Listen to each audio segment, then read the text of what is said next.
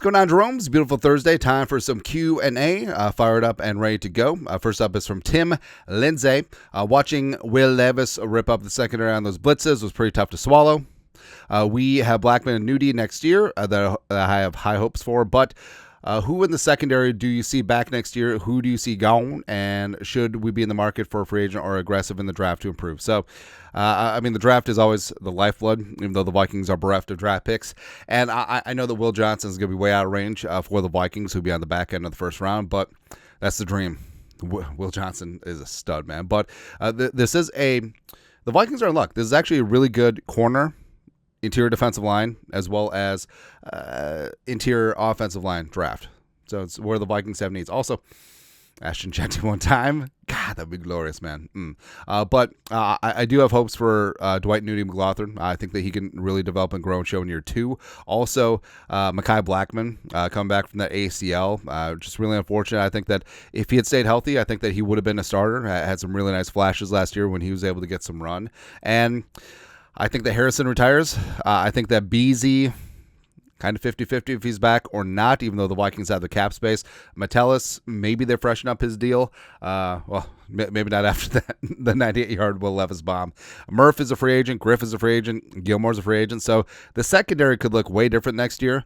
I think that if I do assign chances of re-signing, I think Murph right now will be 1. Griffin will be 2, because I think that he would be significantly less than Stephon Gilmore at this point. But I would love to have 1, 2, or all 3 of them back, but we'll see what happens in the long run. But also free agency, like DJ Reed is going to be out there.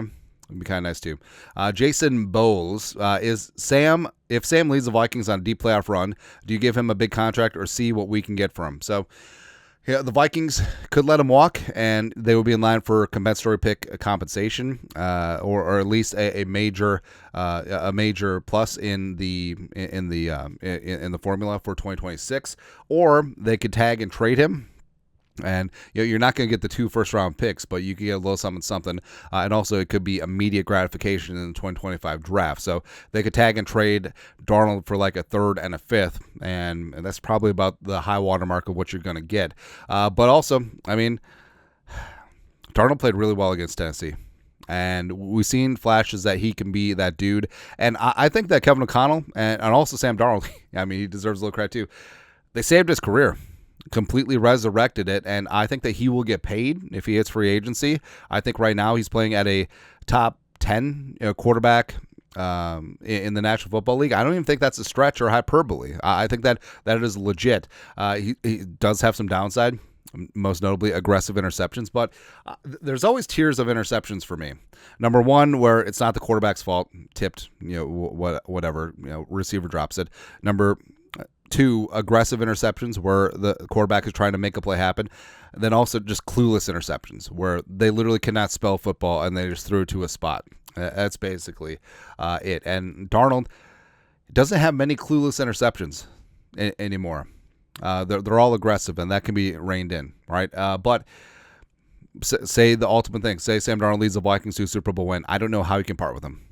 And I know that the Ravens did that with Trent Dilfer, but I don't know.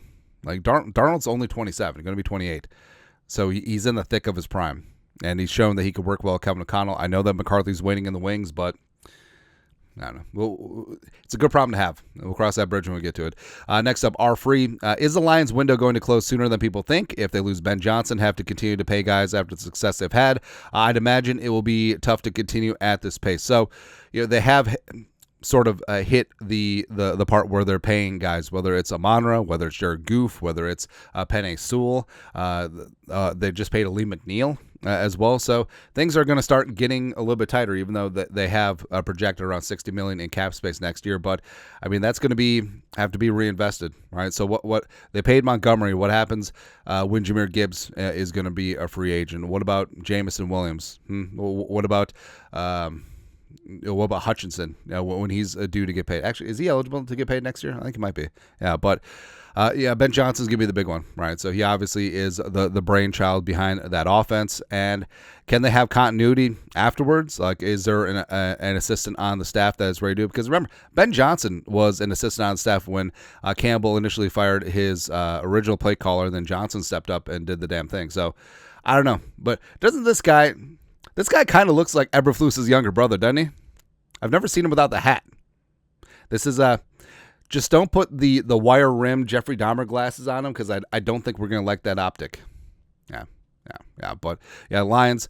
This is what happens, and this is how the league does parity, where you have the salary cap, and once you pay your studs, not a lot of other cash to go around, as well as if you're good, your coaching staff is gonna get rated.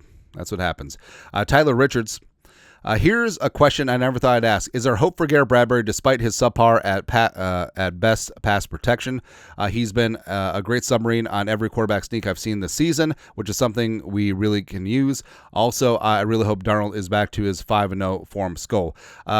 So, yeah, I feel like low man wins in these quarterback sneak spots, and Bradbury is short and squatty, and he does have athleticism, so he's able to get off the ball quick, and you can do all that. But a lot of centers can do that, and it doesn't make up for the fact that he is deficient in one-on-one pass protection, right? And his movement skills are great, his leadership is great, calling the plays is great, but it's time to move on. Like, don't let good be the enemy of great.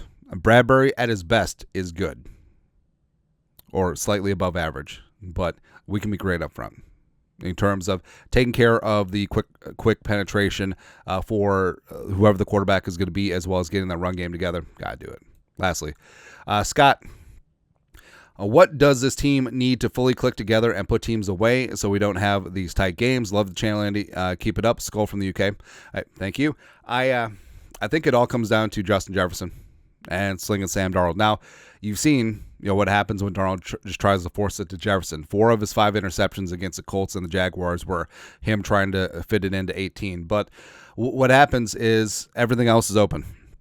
And Darnold against the Titans distributed the football. He had 9 receivers in the game, and that's what it comes down to, where Jefferson, if the Vikings are going to make hay, he's going to have a Larry Fitzgerald 2010 type playoff run, where Larry Fitz just tore things up, and Jefferson is fully capable of that. He's the best in the league, but he keeps getting this double and triple team attention every single snap. So basically what happens is O'Connell has to account for that into the play calling. Darnold has to understand that when he's facing the defense, and they just have to go to Addison and Hockenson and Oliver and Aaron Jones and Naylor if he catches it over and over and over again until you get singled up, and then Jefferson breaks you. All right, so that is going to be the X factor, because the defense is going to be legit and good to go. The pass rush is going to be there, and if Jefferson is able to get things going, maybe that softens up the run game. So because it's not a run to throw league anymore, it's a throw to run league. So if Jefferson can really, and hell, sometimes Jefferson will beat those double and triple teams, and he certainly will. But if the team is going to win the Super Bowl, Jefferson has to be elite, and he is. But we have to see it production wise. But that is it. Q&A on this beautiful day, baby. You guys are the best you know what to do. Skull, production value.